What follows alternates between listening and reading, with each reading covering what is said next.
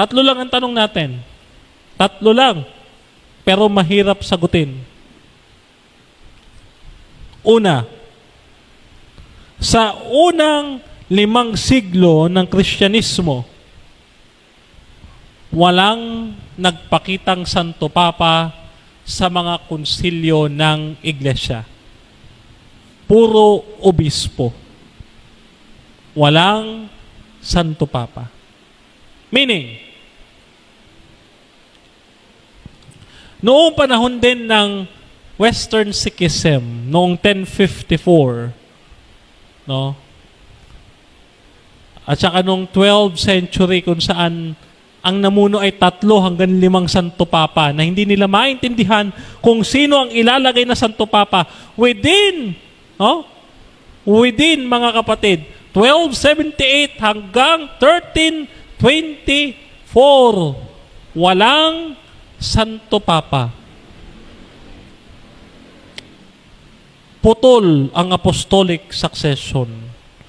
Hindi nila masagot. Bakit ganon? Kalawa, kung ganon, walang apostolic succession, walang Papa sa unang 5 siglo ng Kristyanismo, therefore, kailan sumulpot ang Santo Papa? 6th century. Mga kapatid, isa pang revelasyon ang nabasa ko nung nag-aaral ako.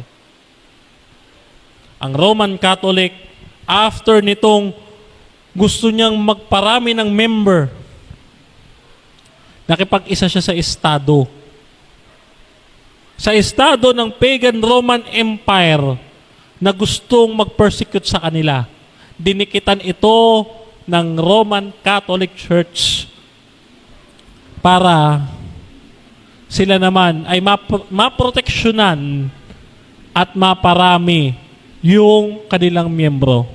Ang hindi nila alam, ginagamit sila ni Emperor Constantine para ipasok yung mga paganong aral na wala sa Biblia. Gaya ng araw ng linggo.